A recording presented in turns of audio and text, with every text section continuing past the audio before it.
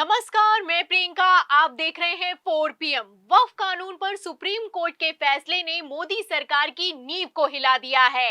एक तरफ supreme court ने वक्फ कानून के प्रावधानों को कैंसिल किया है, वहीं दूसरी तरफ गृह मंत्री अमित शाह अध्यादेश लाने की तैयारी में हैं। तो कैसे वक्फ भारतीय जनता पार्टी के लिए नाक का सवाल बन गया है, आपको बताएंगे।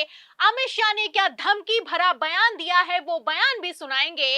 लेकिन खबर में सबसे पहले सीजीआई गवई के फैसले ने कैसे केंद्र सरकार को घुटनों पर आने के लिए मजबूर कर दिया है, खबर देखिए। खबर आप देखिए एनडीटीवी की। देखिए, इस खबर में लिखा हुआ है कि वक्फ कानून पर सुप्रीम कोर्ट का बड़ा फैसला, 3 प्रावधानों पर लगाई गई रोक। तो तत्काल प्रभाव से रोक लगा दी गई है। जो 3 प्रावधान मोदी सरकार वक्फ संशोधन बिल में लेकर आई थी, उस पर सुप्रीम कोर्ट ने रोक लगा दी है। सुप्रीम कोर्ट ने साफ साफ कह दिया है कि वक्फ यूजर डी नोटिफिकेशन पर रोक लगाई जाती है, कलेक्टर की शक्तियों पर रोक लगाई जाती है, गैर मुस्लिमों को शामिल करने पर रोक लगाई जाती है। तो जैसा कि आप जानते हैं कि सुप्रीम कोर्ट ने पहले ही सवाल किया था कि अगर हिंदू बोर्ड में मुस्लिमों को शामिल किया जाएगा तो क्या होगा। तब तो मोदी सरकार किसी तरह का कोई जवाब दे नहीं पाई और अब सुप्रीम कोर्ट ने एक्शन ले लिया है। सुप्रीम कोर्ट ने साफ साफ कह दिया है कि ऐसा बिल्कुल भी नहीं चलेगा कि वक्फ बोर्ड में गैर मुस्लिमों की तड़ातड़ भर्ती की जाए। गैर मुस्लिम अगर शामिल करने हैं तो इनकी संख्या 3 से ज्यादा नहीं हो सकती है। इतना ही नहीं, सुप्रीम कोर्ट ने आगे कह दिया है कि ऐसा जरूरी नहीं है कि 5 साल का प्रैक्टिसिंग इस्लामिक ही वक्फ बोर्ड में प्रॉपर्टी को दान कर सकता है। तो आप देख सकते हैं कि एक एक करके किस तरीके से सुप्रीम कोर्ट ने मोदी सरकार के संशोधनों को कैंसिल कर दिया है, मोदी सरकार के संशोधनों पर रोक लगा दी है। आपको बता दें कि कलेक्टर की शक्ति को भी समाप्त कर दिया गया है।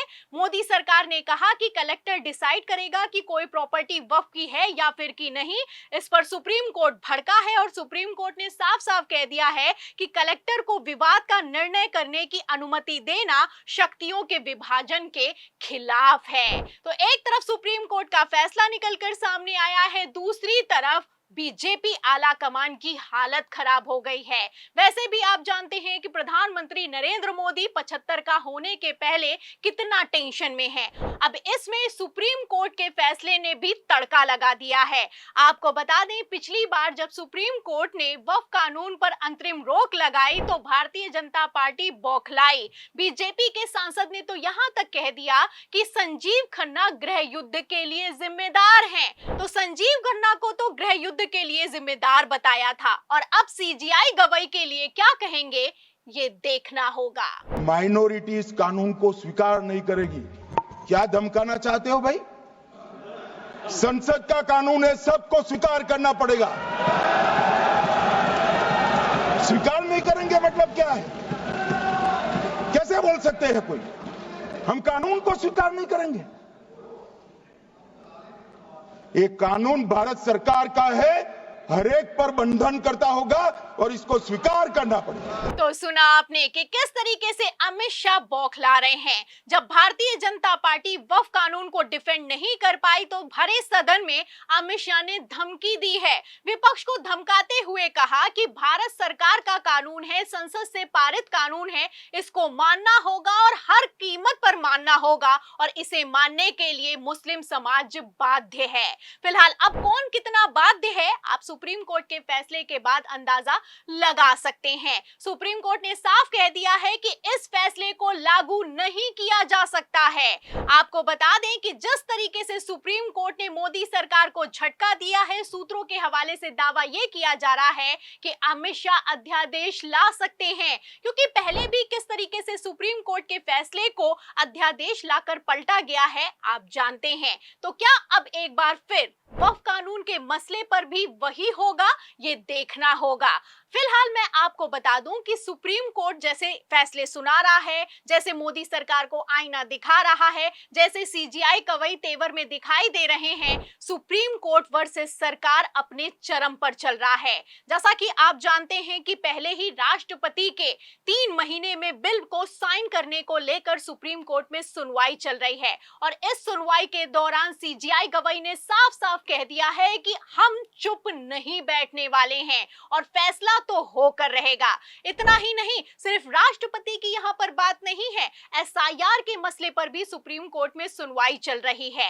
एसआईआर के मसले पर भी सुप्रीम कोर्ट में चुनाव आयोग ने अपना हलफनामा दाखिल किया है और हलफनामा दाखिल करते हुए कह दिया है कि सुप्रीम कोर्ट का फैसला चुनाव आयोग के अधिकार क्षेत्र में दखल है। तो आप देख सकते हैं कि पहले चुनाव आयोग आया, फिर राष्ट्रपति ने 14 सवाल सुप्रीम कोर्ट से दागे और अब वक्फ कानून को लेकर सुप्रीम कोर्ट में पेच फंस गया है।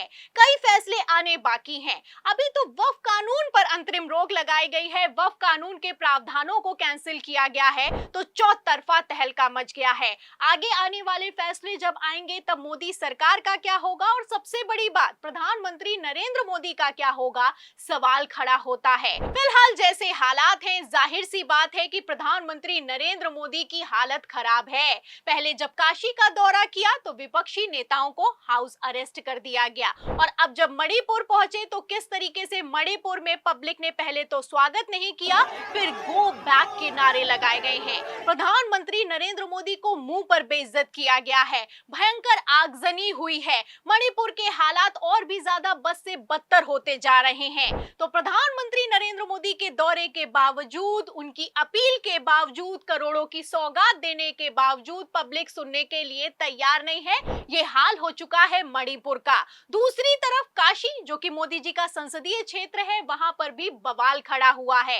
इतना ही नहीं, 17 सितंबर की अगर बात की जाए तो 17 सितंबर को राहुल गांधी भी बड़ा हाइड्रोजन बम फोड़ने की तैयारी में है। तो फिलहाल जिस तरीके से चौतरफा भगदड़ मची हुई है, ऐसे हालातों में सुप्रीम कोर्ट के फैसले के बाद एनडीए के घटक दल क्या फैसला लेंगे, नायडू क्या बयान देंगे और क्या अमित शाह अपनी नाक बचाने के लिए अध्यादेश लेकर आएंगे, इस सवाल के जवाब में पूरी रिपोर्ट पर, सुप्रीम कोर्ट के फैसले पर आपकी क्या राय है? क्या मोदी सरकार की उल्टी गिनती शुरू हो चुकी है? जो भी आप सोचते हैं हमें कमेंट बॉक्स में जरूर लिखें। वीडियो को ज्यादा से ज्यादा शेयर करें, हमारे चैनल को लाइक करें, सब्सक्राइब करें, ज्वाइन करें। फिर मिलती हूँ अगली खबर के साथ, तब तक के लिए धन्यवाद।